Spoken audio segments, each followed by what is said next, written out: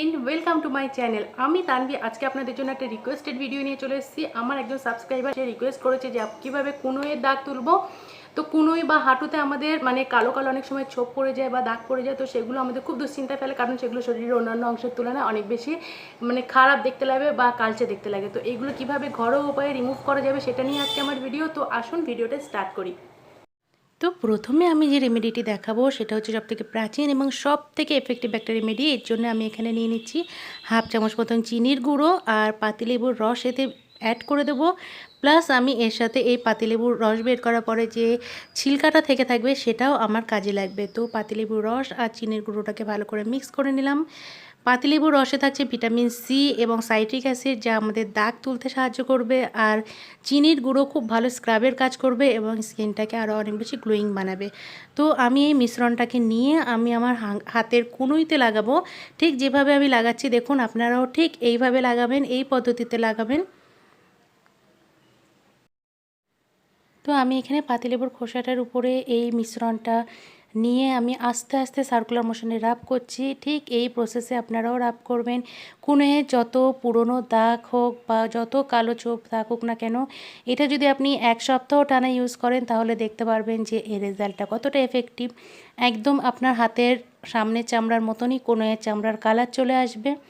তো আমি এখন হাতে করে রাব করছি। এইভাবে চিনির মিশ্রণটা যতক্ষণ ধরে রাব করবেন দেখবেন যত ডেড সেল থেকে থাকবে, যত ময়লা পুরনো দাগ জমে থাকবে সমস্ত কিছুকে রিমুভ করে দেবে। আর ভিটামিন সি আর সাইট্রিক অ্যাসিডযুক্ত লেবুর তো খুব উপকার। পাতিলেবুর রস আমরা চুলে হোক বা স্কিনের জন্য আমরা জানি কতটা এফেক্টিভ, আর এই দুটো সংমিশ্রণে এটা আরও অনেক বেশি এফেক্টিভ হয়ে যায়। তো এটা খুব ইজি, দুটো জিনিস আমাদের কাছে থাকে। তো এইভাবে আমি লাগিয়ে রেখে 5 থেকে 10 মিনিট ওয়েট করব শুকনো হওয়ার জন্য। যখন এটা শুকনো হয়ে যাবে তারপর এটাকে আমি একটা সাদা কাপড় দিয়ে বা পরিষ্কার কাপড় দিয়ে মুছে নেবো। আপনারা চাইলে বেসিনে গিয়ে হাতটা ধুয়ে নিতে পারেন। তো এই প্রসেসে সপ্তাহে অন্তত 2 থেকে 3 দিন করুন, তারপরে দেখবেন চেঞ্জেসটা ঠিক চোখে পড়বে।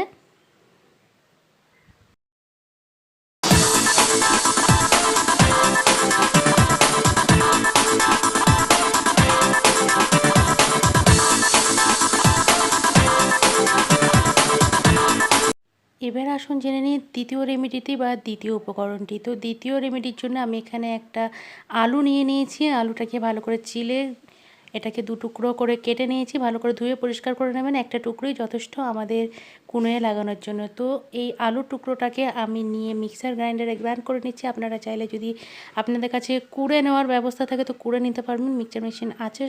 তো আমি এখানে এটাকে ব্লেন্ড করে নেব।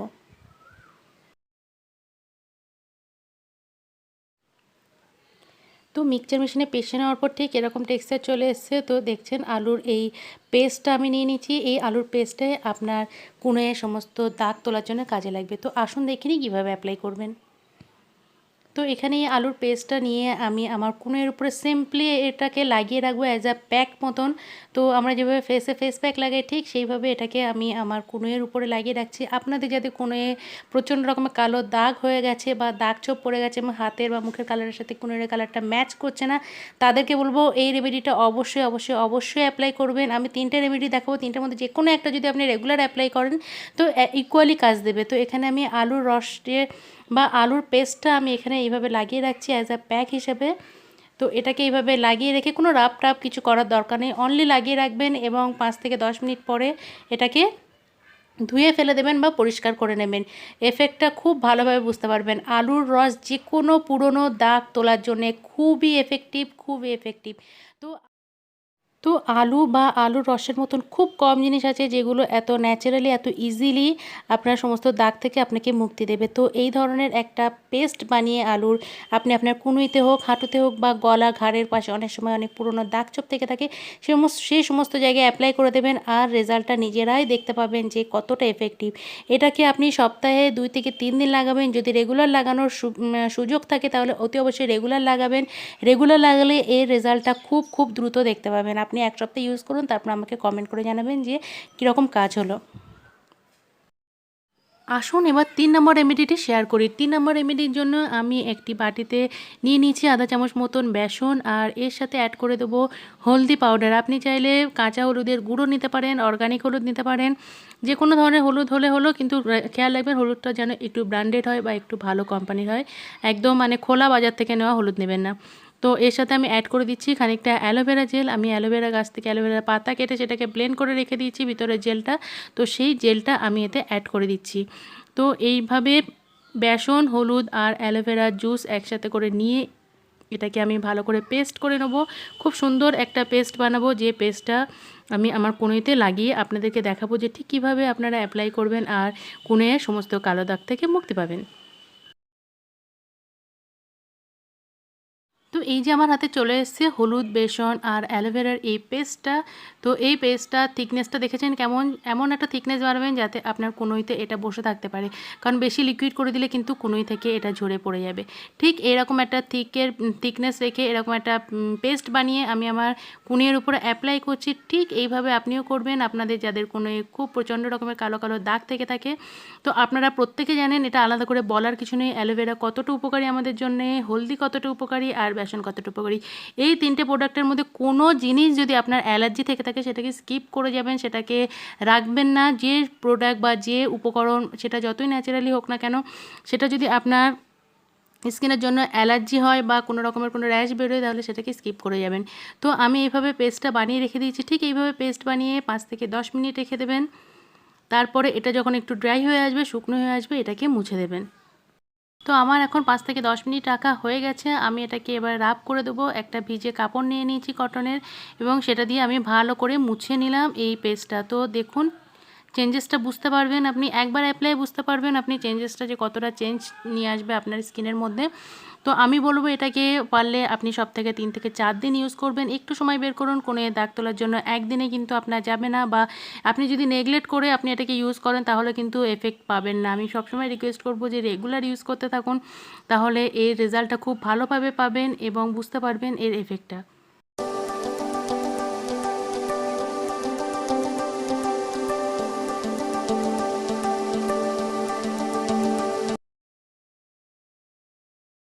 তো আমি আজকে আপনাদের সাথে যে 3টি উপকরণ বা 3টি রেমেডি আপনাদের সাথে শেয়ার করলাম, এই 3টে রেমেডির মধ্যে যে কোনো একটা রেমেডি আপনি অ্যাপ্লাই করুন। যে কোনো একটা রেমেডি যেটা আপনার পক্ষে সুবিধা হয়। এই সমস্ত উপকরণই আমি যে উপকরণ এই 3টে রেমেডিটি ইউজ করলাম, সমস্ত উপকরণই আমাদের ঘরে থাকে।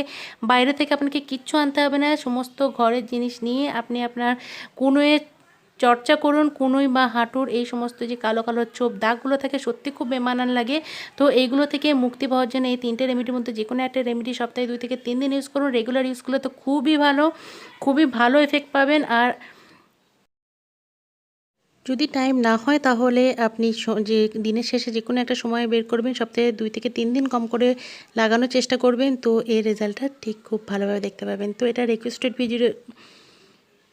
রিকোয়েস্টেড ভিডিও ছিল। আশা করছি আপনার সমস্যার সমাধান আমি করে দিতে পেরেছি। তো জানাবেন কেমন সমাধান পেলেন।